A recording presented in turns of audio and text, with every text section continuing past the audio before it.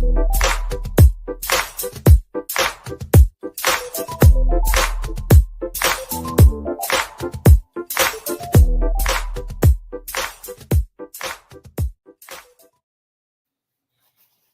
good morning, everyone. Welcome to Portsmouth Coffee Talk. Every day we rise is a great day to be alive. And I'm Slim Overton, and I'm here. My co-host hasn't tuned in yet, but we do have our guest. We have a guest host, and you all familiar with him. He's on here, been on here many times. My homeboy, living in Maryland now, but my homeboy from Portsmouth, Virginia, Louis Bracy. And he brought some friends along with him, or some vets along with him. And we're going to talk about what the vets are doing, and also maybe they can tell us what we can do to help the vets and what they're doing, in during this present administration and other issues they might have. But Louis, go ahead and introduce our guest this morning. Well, I want to start with one of my personal heroes here, Elder Charles James. Charles James, he done damn near everything you can do in the military. He jumped out of planes, something I would never do. And he has a chest full of medals. But most important about the Reverend Charles James is that he's now giving his life to the Lord, and he's one of our most active community leaders. One of the things that impressed me the most about Brother James was when we was having some issues with young kids in school, and we needed to have some men go to the school to put things in check.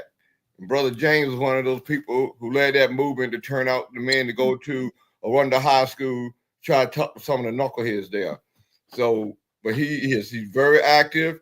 He don't move around as much as he did when he was in the Army, but he gets around. And we was at just this weekend, the annual King event. He was in the shade, but he was there. And then, one of the few ministers that, I give any kind of credit to, we've been on before, is Reverend Steve Tillett. He's on, but he's not on for the reason he was on the last time. Reverend Tillett is on this time because, as a chaplain, he was one of the chaplains who was at the Arlington Cemetery area.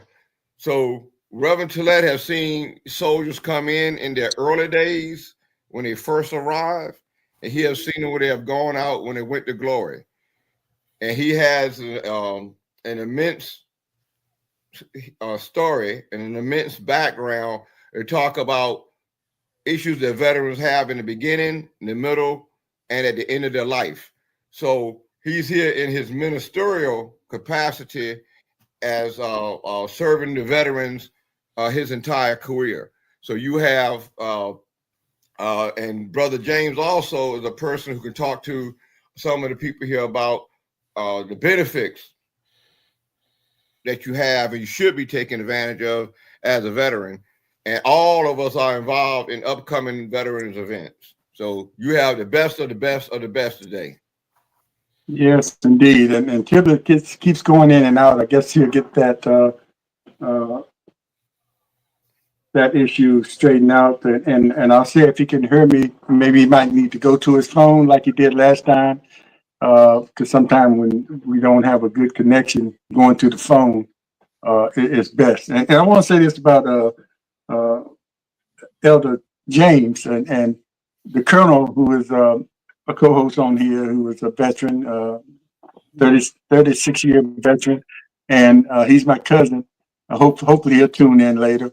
And he joked my other cousin who used to jump out of planes. They used to joke back and forth and said, jumping out a perfectly good airplane before you reach your destination.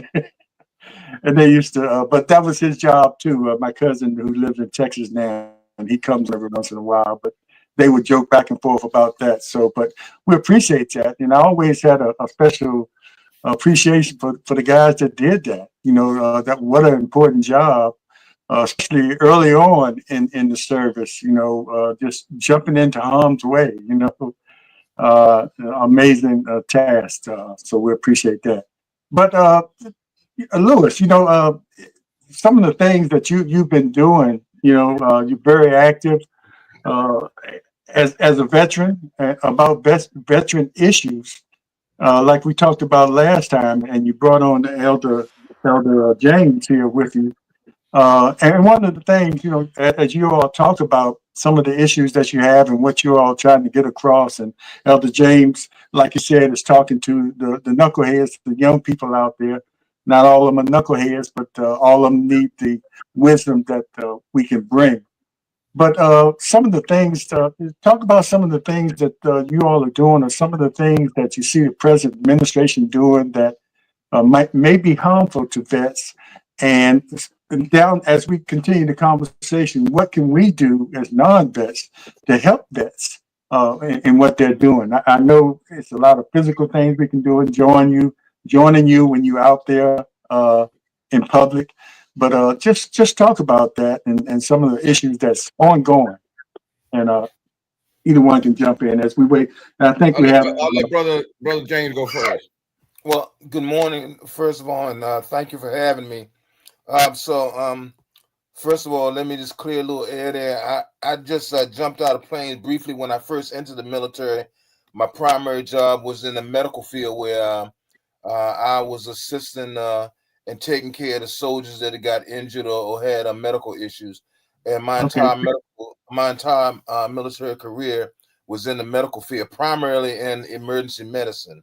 And that was the colonel's job the whole time. He was in the medical field, a nurse actually. Okay, then we got some things in common then. Yeah, so I hope he comes on. I hope he tunes in. But anyway, go ahead. Don't let me. But as far as the this current administration is concerned, some of the things that is near and dear to my heart is how he's treating the veterans, those that are less fortunate than us, that are that may be out on the street, that's homeless. He's taking away crucial benefits that can do harm to them and their families that they're having.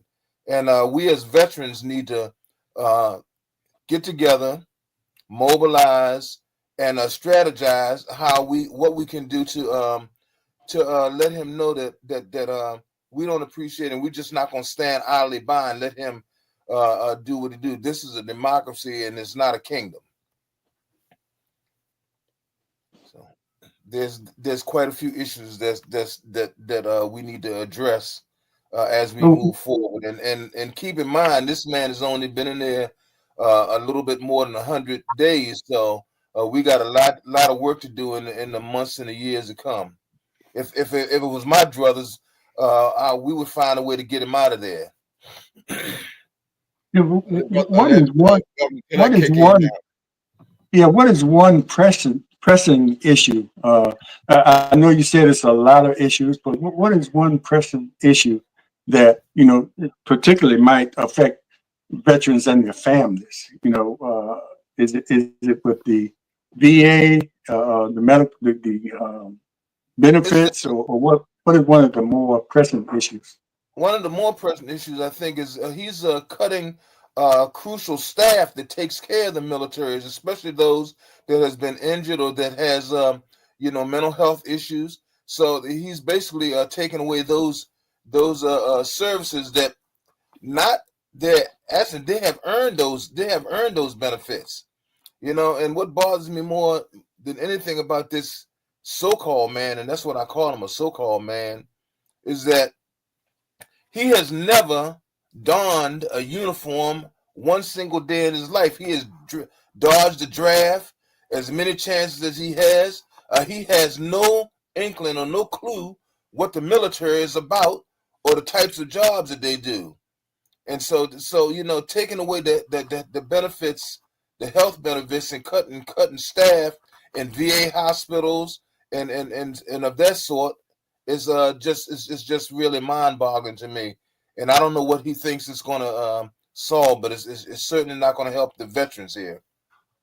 Yeah, and one other question I have, and you other two can chime in on it too. Since he's taking out people that might in the military, some of the generals that were in high places in his administration, Is there anybody there that you all think that you all can talk to, or that's willing to sit down with the veterans and really have some meaningful conversations, or is it just he's replaced everybody with people that suck up to him? I let Reverend Tillich start.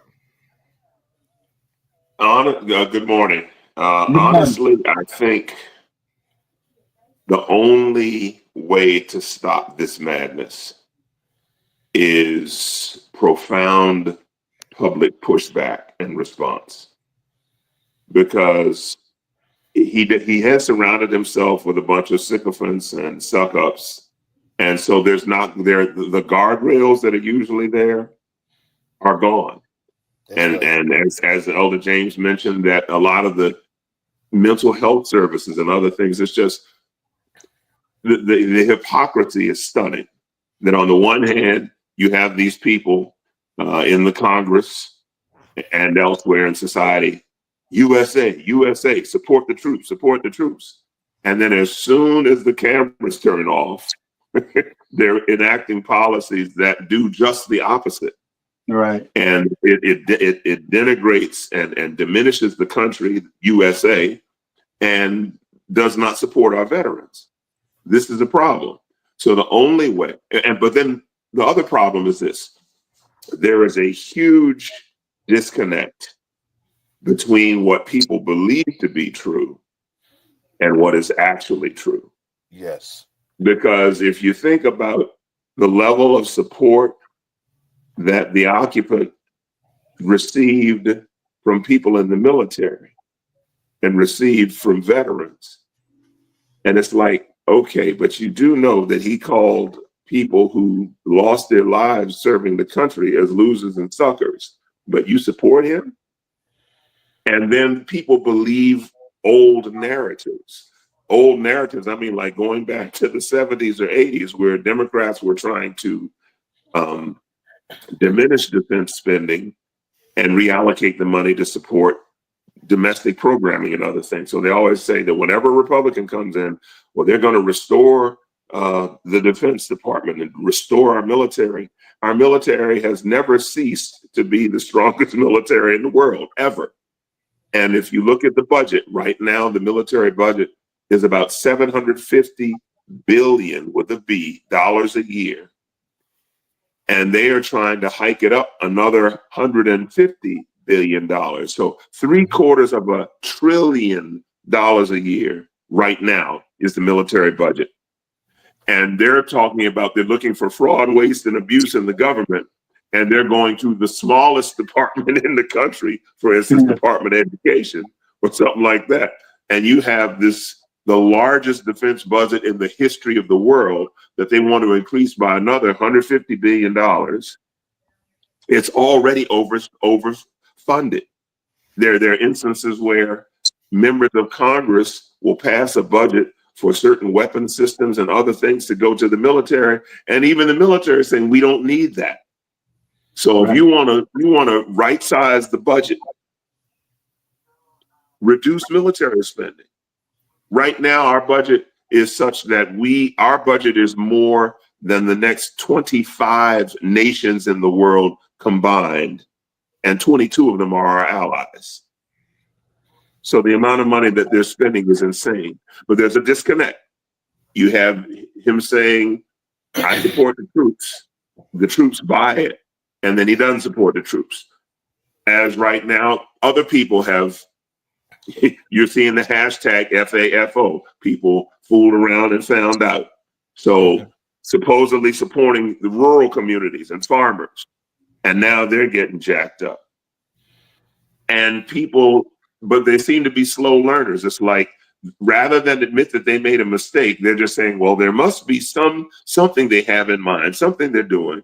And then the highest offense of all to me, and then I'll stop, is that the occupant is now channeling Kim Jong-un or Kim Jong-il, whichever one of them is there now, the father, the son.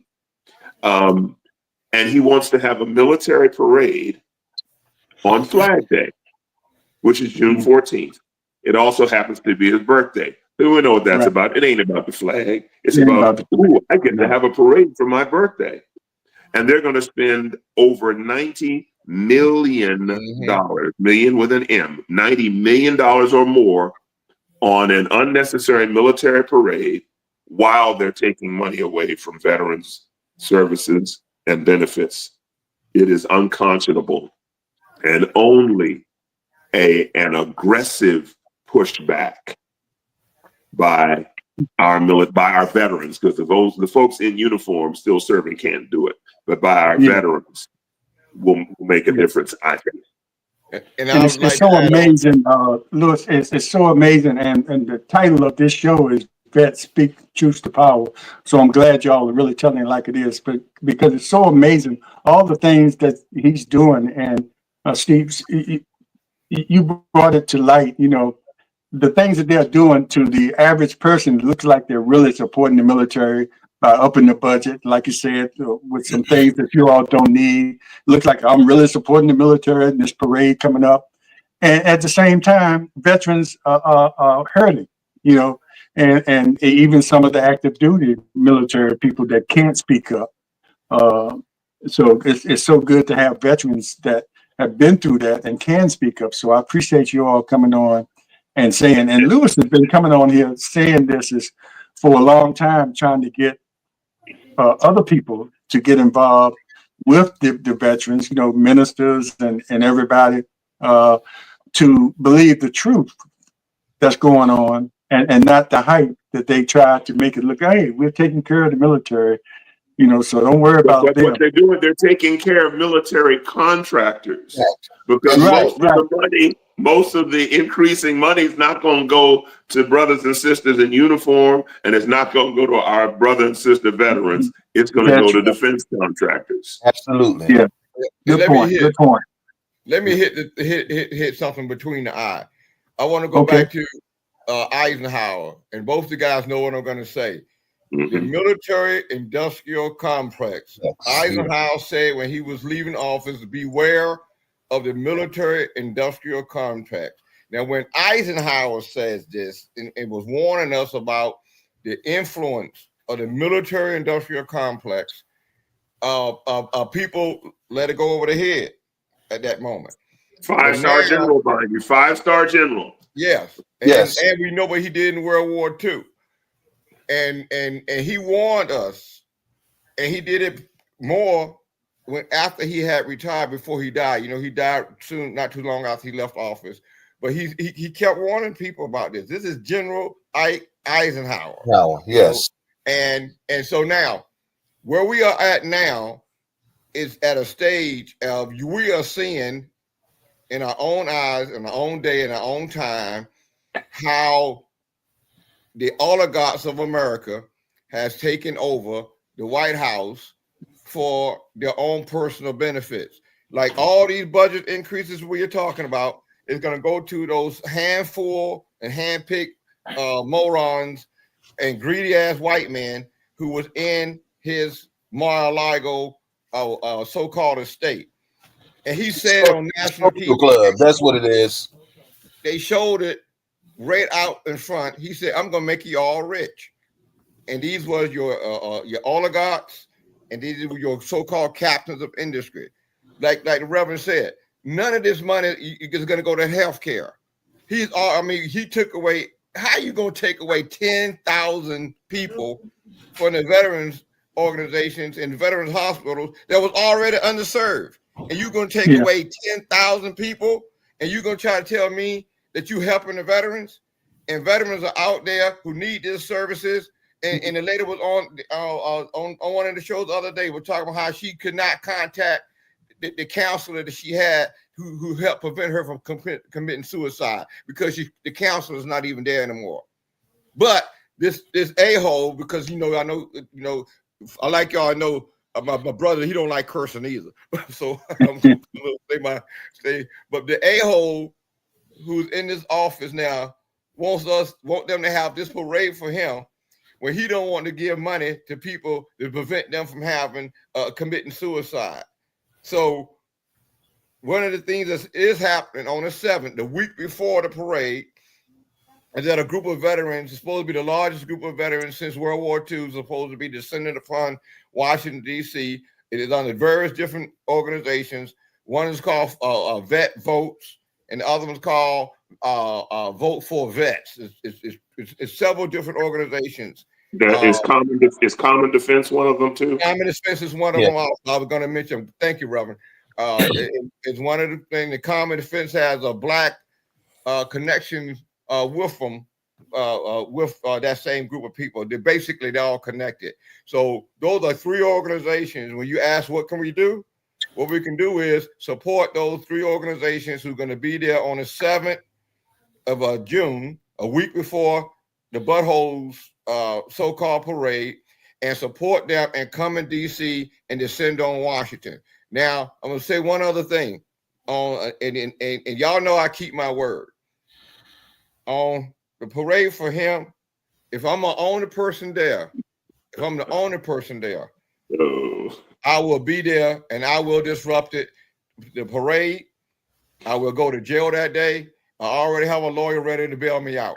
So I'm telling you, right, that's how I'm gonna go. Are you going to be in uniform? Are you going to be in uniform?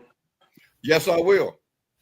Just don't stand in front of a tank like you did before. Don't do that. Don't do that. I'm gonna do that. I'm gonna do it. I'm not worried. You know why? You know why I'm not worried? Because I know you're gonna be praying for me, and I know Elder James is gonna be praying for me. So, Lewis, you know, I know all I need. I'm not worried about it. So, Lewis, some people may think that that's radical, but that's how radical we need to be. That's right. To stop this. And Remington Lett brought home a point when he was speaking. He said we need to mobilize as a group of public pressure on him like they've never seen before, because that's what's going to do it. I'm not sure if either one of you are aware of the 600 Naval Academy veterans and alumni that signed a letter to the Vice Admiral. Of course, the Vice Admiral can't do anything because she's still active. She's still active duty, and he's the so-called Commander-in-Chief. But 600 Naval Academy graduates that are no longer active duty signed a letter to the Vice Admiral disagreeing with the book ban. Those are the type of things that we need to do, band together with, like you said, organizations like that that's going to be descending on Washington, D.C. I can't understand how this man is talking about all these so-called cuts to get rid of waste and fraud when he's going to have a $90 million parade that's not going to accomplish anything except take money away from other organizations and other needs for the veterans and other people in this country. And he's all for himself. So we need to do whatever we have to do to mobilize and stop this nonsense. But the other thing I would say, though, again, that we have to cut through whatever this thing is that keeps people separated from obvious truth. Yes. How can you support someone that doesn't support you? Just lay it out point by point by point. Here are the things that this misadministration is doing to come for your benefits, to come for services that should be coming to you and your fellow veteran, etc. These are the actual things that are taking place. How can you still support this man and his misadministration when they obviously don't give a tinker's damn about you? Yes. And the other community that I would add in, brothers, in addition to veterans, is law enforcement. Yeah. Yes. Because and most of them are veterans. He fomented a riot on the Capitol where law enforcement was attacked. One of the first things he did when he got in office was to pardon 1,500 criminals who were in jail for breaking the law and attacking police officers. Yet, as soon as he just utters these three words, law and order, you get wood. It's like, but doesn't think anything care about law and order. It's all about him. And as soon as, and if police and most police try to do their job properly. Most police are not rogue, racist cops or got their hand in somebody's pocket. Most police are trying to do their job the right way. How is it that you know what this man is about? He's all about himself. He's all about money in his pocket, and for the billionaire class like him, he does not care about you. He does not care about law and order. Look at the way that he is diminishing law enforcement right now. Same as he's doing with the military. And I don't understand. And some people will say, well, it's white supremacy and blah, blah, blah. And so that's what it's all about. But even if you are a white supremacist ideologue, can you not just step out of your rabid hatred for brown people for 1 second and look at what's happening to you? Look at what's happening to the country and understand that if it is allowed to continue, there are some things we're going to lose that we can't get back. Because right now everybody is saying, well, the midterms are coming up. So in 2026, we can deal with this. Holmes, in 2 years, you mentioned that he's been in just a little over 100 days and the damage he's caused already. Right. Mhm. Can you imagine another 18, what was that, 720 more days? Or would that be 50? Yeah, 36, 54. Another 540 more days of this recklessness. And then waiting for an election to come, at which point they will still control the Supreme Court. But maybe we can take the legislative away, and then there will be a guardrail. But there's not going to be a guardrail for another year and 3 quarters. And we can't wait for January 2027 when a new Congress is sworn in, because by then the country will be unrecognizable. And all the more so heading toward 2028 when this clown thinks he's going to run for a 3rd term. Wait a minute, I thought Joe Biden was too old to run at 82, but then you gonna run at 82? So people just need to wake up and smell what they're shoveling. What we have is a complete denial of reality in this country. And what you are saying is y'all everyone know what I've been saying for the longest time now, is that there is something mentally wrong with really the entire country, in my view, that has not accepted the fact that we have a complete idiot moron in this office who is controlling the buttons of our lives right now. Somebody who is, as I say, he's ungodly, he's unprincipled, he's unmanageable, and he has no basics of understanding of the very minimal understanding of military life. He has no basic understanding of what a real police officers really do. He really does not have a basic understanding of any of these things. But what he does have is the main thing that he has that's going for him is the basic understanding of pure, unadulterated racism. Absolutely. Pure, unadulterated racism. Absolutely, Lewis. And the one thing that people, for whatever reason, does not want to recognize, and working in the medical field, he has all the classic symptoms of a narcissist. That's and right. He has mental health problems. Now, I know, I can't prove it, but I know he has doctors up there that's clearing him when they know that he has mental health problems. He is a sick man. You know, how in the world can this country and a good majority of this country stand by and not do anything when that woman that was at the Capitol at the insurrection, breaking the law, got killed, and now he wants to pay her family with our taxpayer dollars, millions of dollars, because she got killed doing something unlawful. But yet, the country and the great majority of the country will not recognize any of these black young men that has been killed unlawfully. They won't recognize that. But soon as a white person gets killed, I'm gonna call it like I see it. Soon as they get killed, then they want to compensate them, and it's all about control. Case in point, Lewis, we talk about this, I think, every once in a while. Trump has gotten rid of every single person that stands up to him.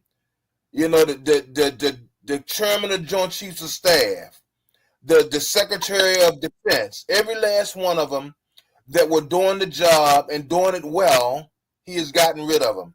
Even down to the point of the Librarian of Congress. You know, that lets you know he wants to just surround people that's going to suck up to him. Yes. And you mentioned the Library of Congress again. And I know that the media is afraid right now. Yes. Because they're not doing fact check. And I don't understand it. It's like you would think that a billionaire like Jeff Bezos, a real billionaire, not somebody like Trump who may or may not be a billionaire, although he is lining his pockets more and more. You know, the emoluments clause in the Constitution is toilet paper to him. So he's doing whatever he wants. Yeah. But you have somebody like Jeff Bezos, who's a real billionaire, who owns the Post. You would think that enough money people would say, we're not doing this. You can kiss our butt. We are not doing this. And then they would continue to report the news. I don't know if you see right now, there is, I hate to use this word, but well, I won't say insurrection, but there is a revolt going on at MSNBC. Yes, because a lot of the TV personalities are pushing back against their network, saying you all are undermining what it is we are here to do and what we have always done. That's right. But the media has allowed this. It's like, no, we're not doing that. We're going to report the truth. Because again, if just the facts come out, if people just take the time to assess the actual facts of what's happening, it can make all the difference in the world. But if you believe something, if you just made up in your mind to believe something that is not true, you mentioned the Library of Congress. Well, she was putting books in the hands of children that were unsuitable.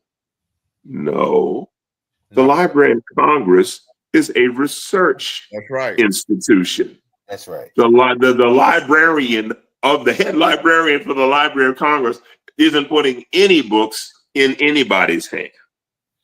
But you have a Black woman that, well, if she's there, it must be because of DEI. You know what? You know who the penultimate DEI hire is right now? White women. Who? White women. No. I'm talking about a single individual. A single individual. The penultimate DEI hire is the Secretary of Defense. DEI standing for didn't earn it. That's right. There is no way that dude, who was a major while he was on active duty, I was a lieutenant colonel. I shouldn't be Secretary of Defense, but I could do it better than him. But anyway, there's no way that a major whose only other credential is that he was a talking head on Fox News should be the secretary of the largest bureaucracy in the history of the world. That one department, again, $750 billion budget, is more than many countries, most countries. And he's in charge of that. He's a DEI hire, didn't earn it. Okay, but they have unqualified people serving in critical positions, putting the country at risk. Nobody will say, no, sir, that can't work. No, sir, that's illegal. No, sir, we can't do that. That's unconstitutional. No one is saying that. So the only pushback is in the streets. What the veterans are going to do on June 7th and what everybody else just needs to be doing constantly, whether the media reports it or not. I'll be interested to see if the media reports what happens on June 7th with the veterans. I guess if there's a large enough crowd, hopefully they can't ignore it.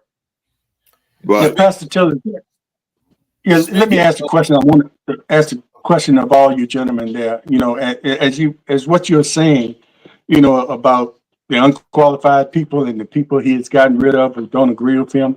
And I know when you join the military, you make an oath. You make an oath to your country.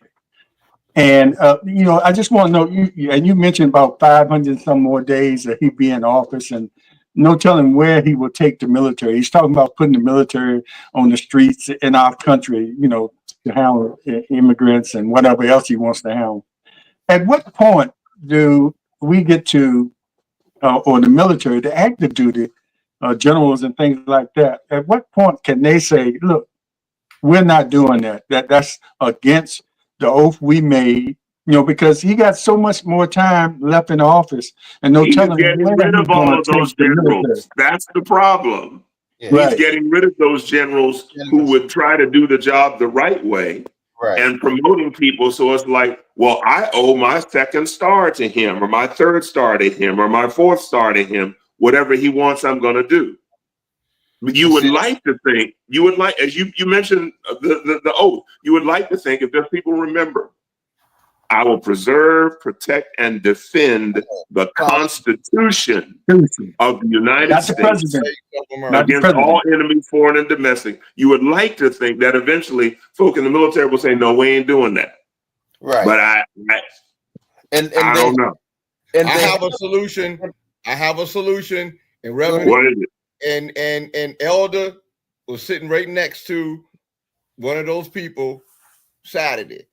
And again, James, this is one of those things that anybody could do, and I'm urging you in Virginia to do it. I sat down with Brother James and the president of the local NAACP.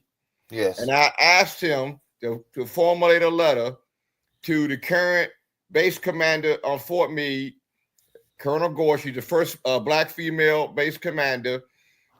And because somebody has to bite the bullet in active duty. Active duty people can do something, but there will be a price to pay. But when you become the commander at Fort Meade, Maryland, that's normally your last stop anyway. You have already earned all your benefits. Nothing can be taken away from you at this point, and you're not going anywhere after this stop. If you check the history, you know I have my facts. So she is the base commander at Fort Meade, Maryland. What I asked them to do is to say, the president, you know, he has this thing now where the MAGAs can wear their hats and their jerseys and all that stuff, shirts in the workplace. And he encouraging them to decorate their office with MAGA gear. Now, and so in the military? Yes, and they're doing it. And I went directly to the caucus Tuesday when they had their meetings Tuesday. I think if I had had my blood pressure checked, it would have probably been 200, because me and my wife bowled on Fort Meade on Thursdays. An officer brought his whole family in to go bowling, and he wore the MAGA shirt. You know, Trump make America great again. And Reverend, you know what happens to me when I see those things. You know that. So when my wife left, and I'm glad she left ahead of me because she probably would have stopped me, I went over to his table and I asked him, I was very nice. I asked him a question. I said, how can you, a person in the military, support somebody who dodged the draft? And right now, as I'm speaking to you, he's taking money away from the veterans, you know, for healthcare and all that kind of stuff. How can you be in here wearing that stupid shirt and support him? And do you know what he did? He went and started talking about Bill Clinton. He said, well, Bill Clinton does the draft. So I say, tell me something. Is Bill Clinton in office now? And then he talked about, well, Obama backed down from the Chinese. I said, is President Obama in office now? And I hit him with that. And by that time, everybody know how loud I am. So I got him so loud, his wife and some other people came in between us. So then I just yelled at and I called him names and used some French on the way out the door. So, but he knew it, and his wife told him, as I heard the wife was saying, just like I was telling the Reverend when we had this a fat black Trump supporter on our cruise ship when he came in and wore that stuff. His wife said, I told you not to wear that shirt. And that's the same thing 2 years ago on a cruise ship when I say this black fat a mega supporter came on my cruise. Yes, it's my cruise, wearing that shirt. He didn't wear it no more for the next 7 days. He didn't wear it anymore.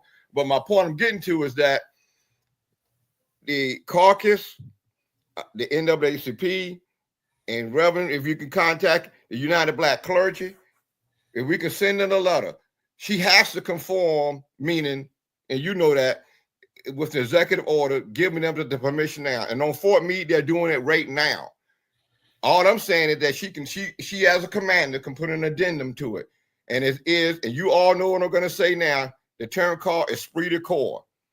And if you know what esprit de corps means, it deals with for the whole group to get the mission accomplished. You have to have esprit de corps to do that. And it has some other words and definitions that goes along with it. But the main point is she could simply say good order and discipline.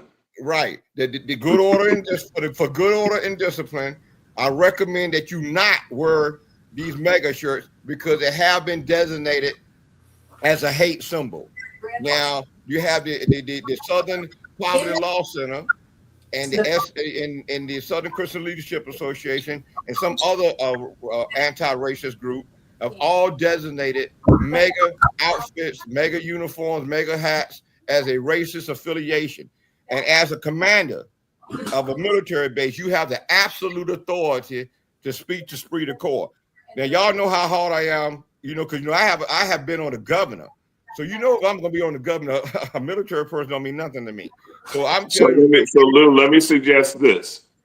The counter to that is this. Because if you say the black woman is the commander at Fort Meade, yes, right now that the DEI didn't earn it. Secretary of Defense is trying to figure out how to get rid of more women and more brown people. What I would do if I were the commander is say anyone can wear any shirt with any message that they want to wear. Because hold on, because the maggots, MAGATS, the maggots are not in the majority. Most people do not agree with them. And so if the maggots get to wear their stuff, then everybody else gets to wear their stuff too.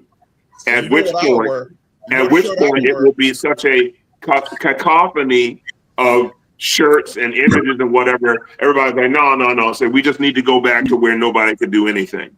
So that's what I would do. I would say, I would just open the floodgates and say, everybody wear what you want, and let's see what happens. Well, I'll tell you right now, all those things I just talked about, and Reverend James was with me when the president, did he not commit to write that letter? Did he not commit to do that?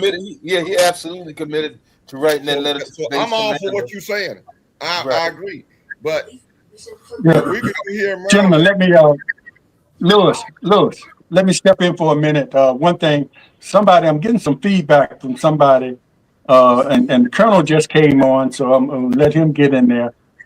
Colonel, I think that might be you. I heard some feedback when you popped up. And let me shout out some of the veterans that are watching. Huddy Williams, Catherine Bracey, which is Lewis's sister. Cornell, Elliot, shout out to you. And I want to say this one thing, because every month we get together with some guys from the neighborhood, and all of those guys are Vietnam vets. And I want to shout them out because they already had issues trying to get everything that was due to them, even at this point. I'm talking about Vietnam from the 70s and 60s. And one of them, two of them really served in the jungle. One of them in particular, and was wounded, and one was in Korea. So shout out to Reggie Moss, Leonard White, William Parker, and Bill Parker. These guys I meet with every month and hear their stories when they want to talk about it. And it hurts my heart to know how hard they are still working to get everything that they deserve. And then you still have this guy in here further cutting things or making it even harder for them. I'm talking Vietnam vet. These guys should by now have everything they need. And they're in their 70s and still fighting for things. So just wanted to say that.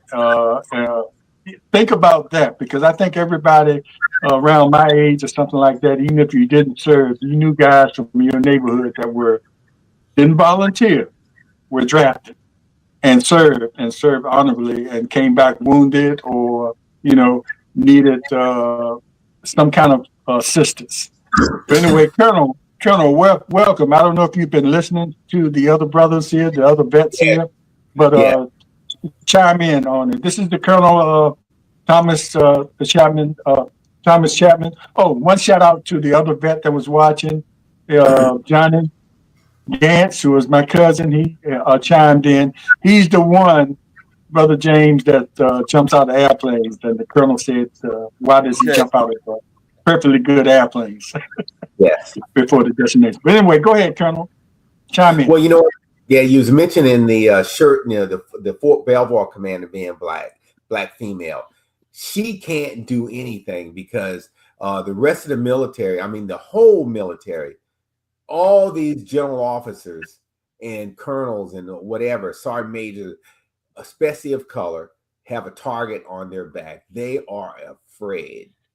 They are afraid to be attacked and fired and put out in the military just because of their skin color. Remember, and their sex.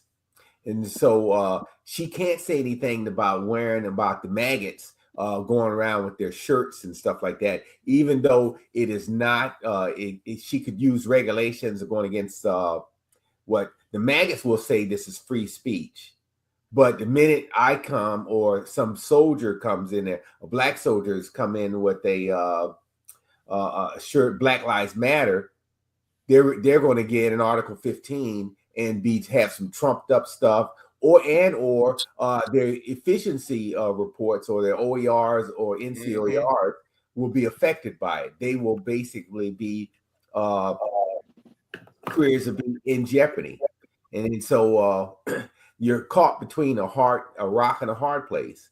And because one, we're in unprecedented times where you have a mob boss who is running this country, who is also a white supremacist. And if you look at everything that he's done since then is to advance the agenda, Project 2025, and the white supremacists, and to destroy the inner workings of this country, not just the civil service and all the institutions that run this country to make this country go, and it was made this country great because it was great before he got here. And also, I don't know if this country was ever great, to tell you the truth. Yes, but I'm just using that as a quote it unquote. Hasn't gotten any better. That we do know. It's gotten worse. But as you look at over the weekend, he's trying to deport all people of color. You notice he's only deporting and going after people of color, but him and his Nazi-loving elongated Musk is bringing in them white folks from South Africa, chartering a plane with taxpayer money to bring in these people that aren't oppressed. They'll go to the front of the line, get citizenship, jobs, and everything else. So it just tells you. Colonel, if I may chime in just a little bit, because I understand what you're saying about the act, especially the active military folks that's leaders caught between a rock and a hard place, and that's understood. But at some point, because the history of our people, we have always been caught between a rock and a hard place. But at some point, some sacrifices are going to have to be made, because we just cannot sit by idly and allow this man to do whatever he wants to do. Someone's going to have to stand up and say enough is enough. And here's the thing, this is what I really believe. They have a defense here.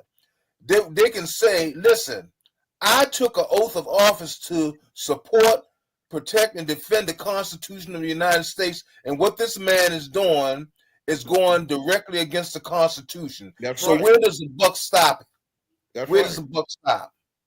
We see. That's why I want to push the thing about Fort Meade. So what I would say, Elder, it is easy for us who are retired and collecting our military pensions. It's easy for us to say a sacrifice is necessary to somebody that ain't getting their pension yet, and could be cashiered out of the military.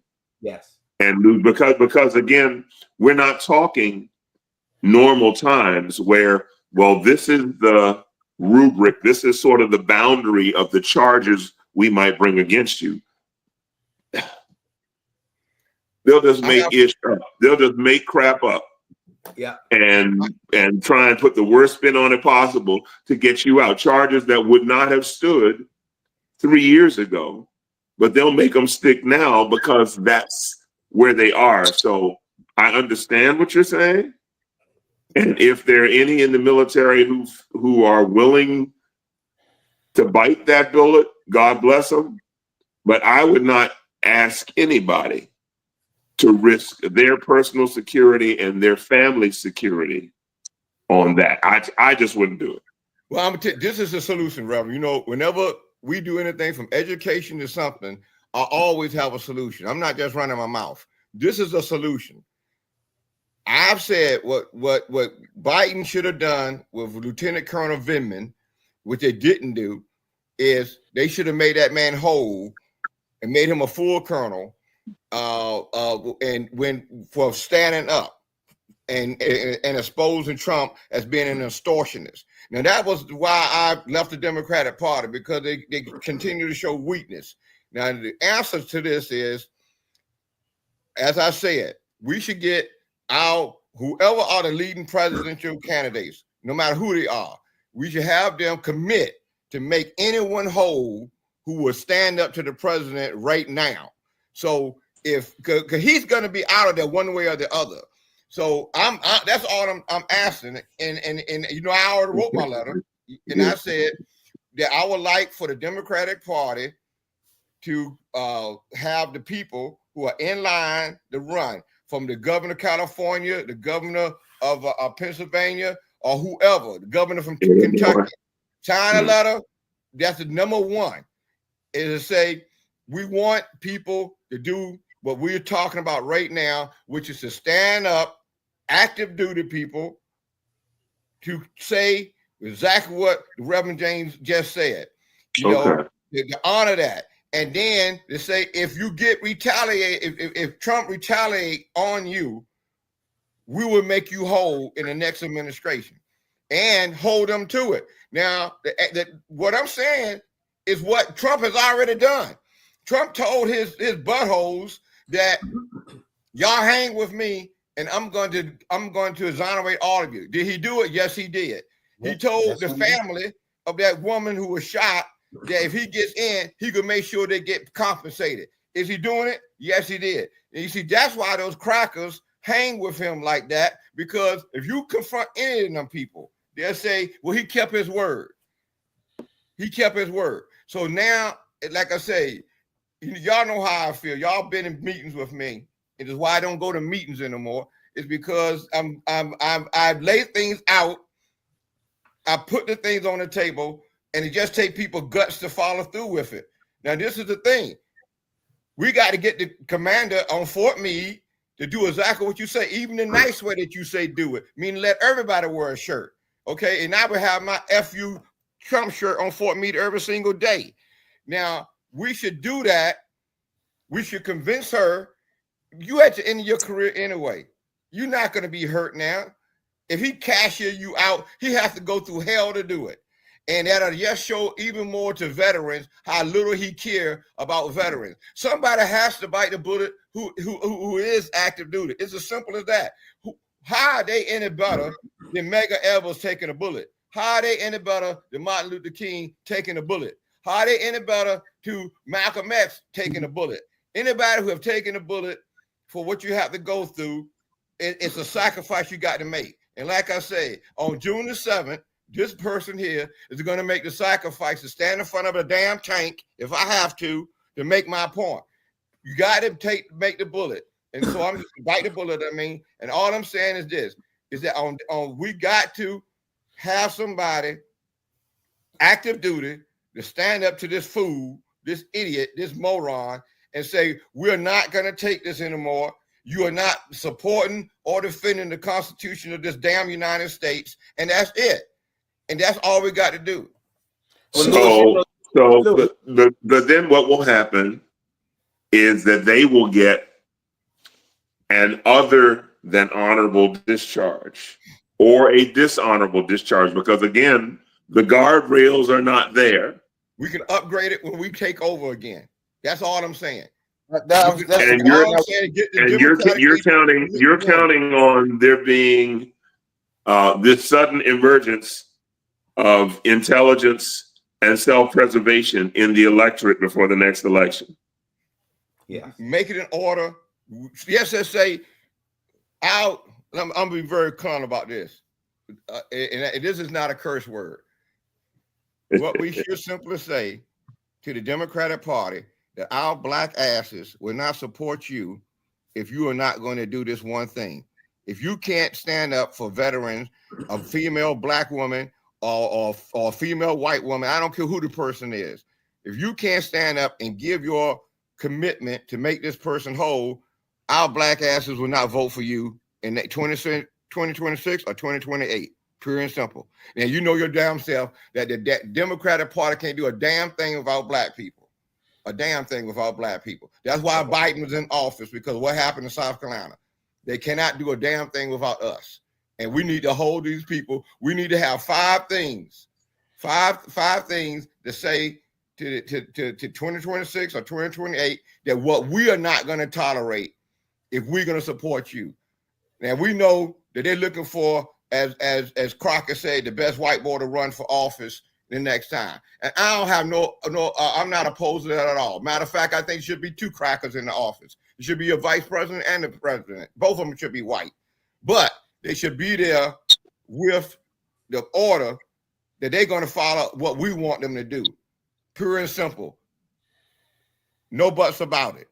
Okay. And we can make these officers whole again in the next Democratic administration. But somebody has to bite the bullet, Reverend. That's the only way we're going to stop or slow down this idiot. Hey, Lewis, let Colonel get in there. So, Colonel, get in there. Yeah, okay. Right quick, you talked about Lieutenant Colonel Vindman. Yes, and you said that there was source of failure from President Biden and his administration to make him whole. Well, yes, he was promoted on his last promotion board. So he was promoted, and he could have waited his time and pinned on Colonel, but he decided to retire, and with the justification saying if Trump came back into office, he would not have a full career, or Trump was still in office, he would have not having a chance to progress in his career. So he did retire. He could have fought this on, but he stayed on. He went ahead and put his retirement papers in. And so you're talking about brother was hurt too. His brother was hurt too. Yeah, but his brother was also promoted and decided to pin on and then retire because, and then go on because his brother was a lawyer, went on and won a house seat. Oh, so, he did win. Very good. Yeah, he did win. Okay. And then but then the other brother, Lieutenant Colonel Promotable, is out making, political speeches, and he's done something else. So that's one. But you also talk about or wish of other active duty people. Now, the Army Surgeon General, when Trump came on, was Lieutenant General, black female, Crossland. And she and it hadn't hit the news, and it probably, I guess she's gonna wait. Hopefully she'll come out and say something. But she told him to go stuff it. She retired abruptly. Said, I'm done.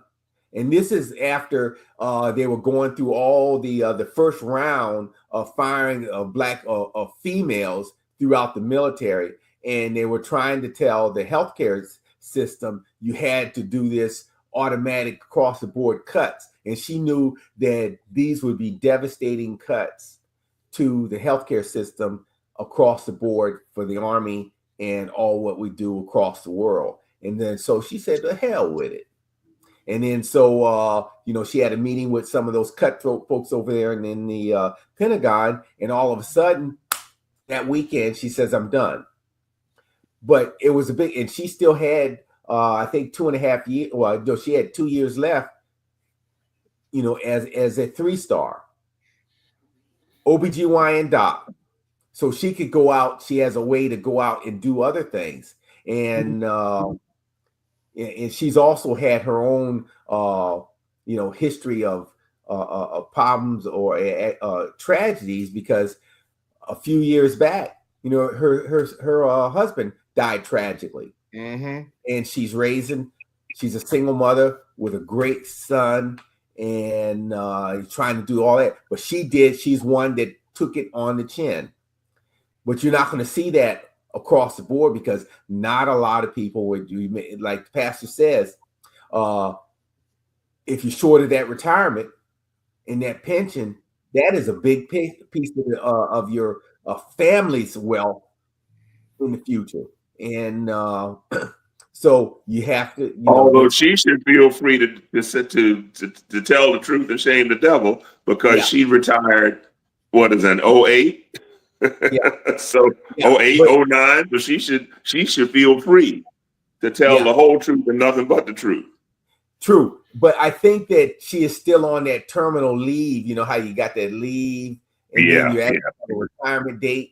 And I think I believe that she is still in that period of time, because this is all recent. It's just like how I retired. I had 90. Well, I had no extra time. I had like 120 days of leave that I was on. Left the office in March, but I didn't retire until 1 August. All that time I was sitting at home with the 30 days. You know how you went we all went when we were retired. So I think she's in that terminal leave. Yeah, till she gets free. The day after I got free, that's a different story.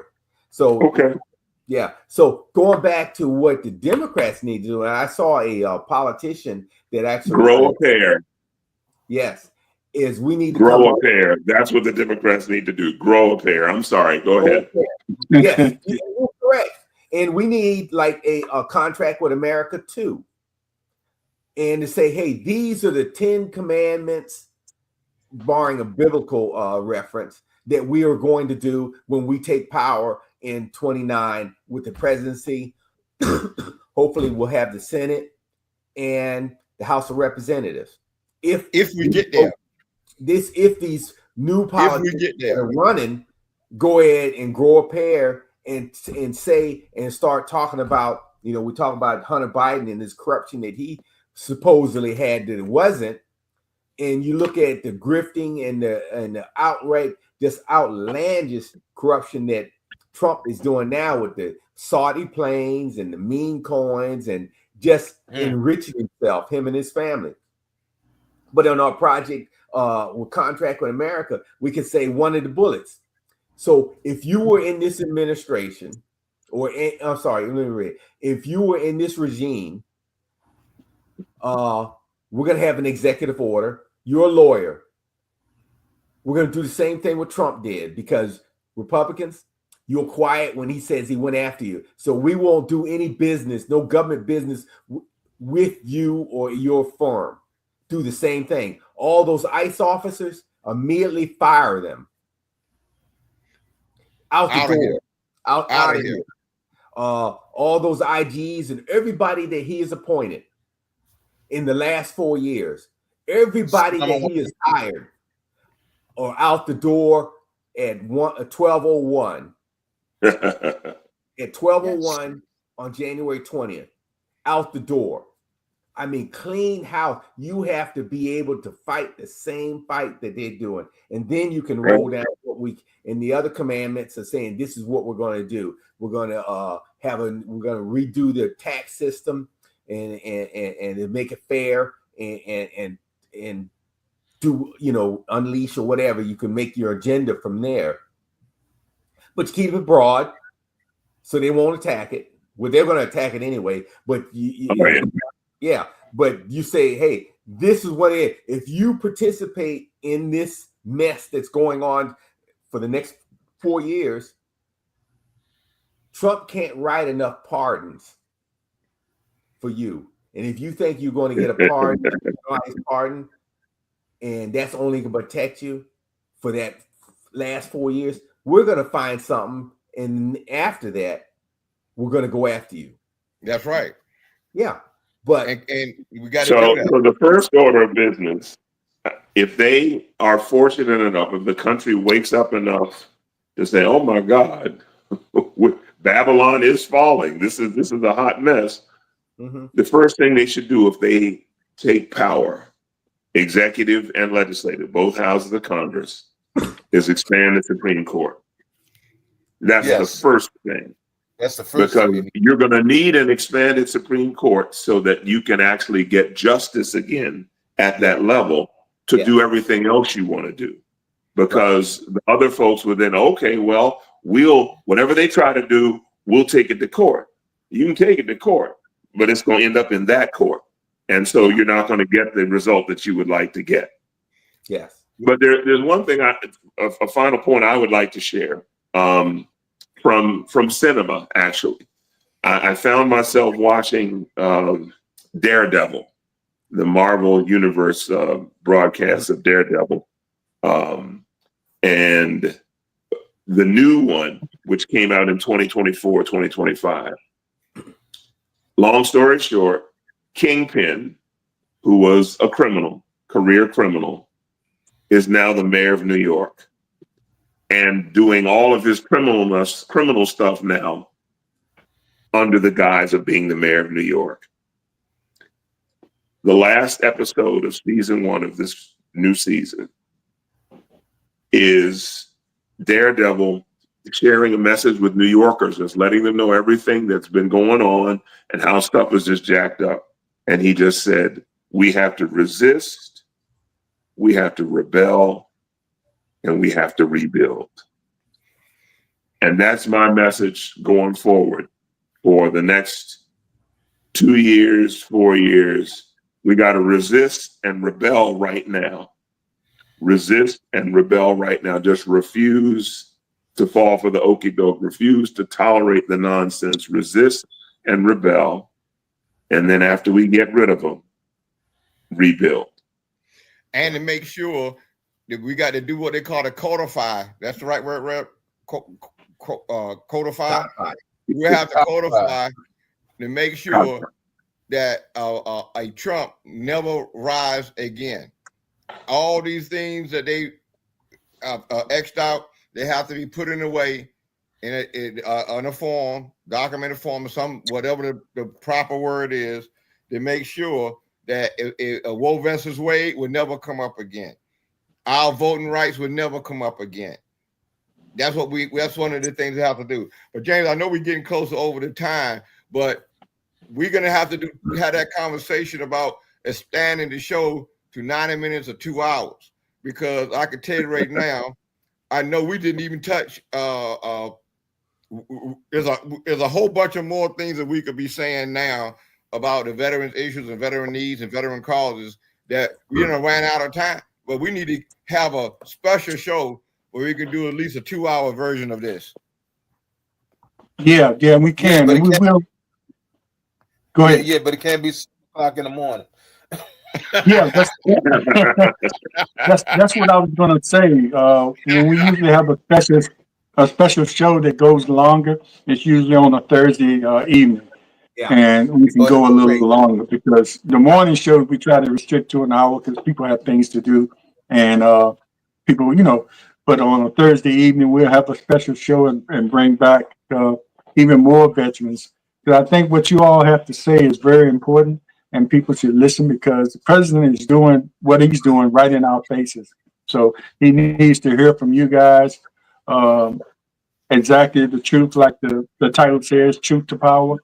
And even being as blunt as telling Democrats they need to grow a pair, and which is true, they really do. Shouldn't be standing in silence and letting the women speak for us. I mean, there's nothing wrong with that, but not only them.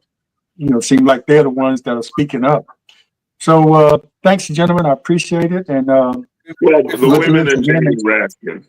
The women and Jamie Raskin and the governor of Illinois, Pritzker. But it's a short list of men, that's for sure.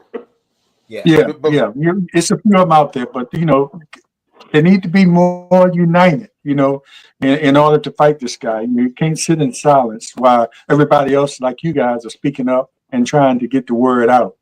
And we appreciate that. And that's why we do this show. And I thank you all for being candid. Can I mention something before you close out? Yes, please do. Go ahead. Because on the 23rd of this month, the Naval Academy is having their commencement ceremony. Louis Bracey, myself, and about 16 other organizations is going to be sending a message to J.D. Vance, who's going to be speaking at the Naval Academy. We're going to be protesting and letting him know that we don't like what the administration is doing. And as it stands now, we have about 16 organizations that's going to be there at the Naval Academy, not to denigrate or put down the graduating class, but to send a message to J.D. Vance to take back to Trump. We don't like what your administration is doing, and we're not going to sit by idly and be quiet about it. Thank you. Yeah, and that's what it's going to take, those type of actions. And I'm sure the colonel would agree with that as well. But anyway, thanks again, gentlemen. I appreciate you coming on and speaking truth to power.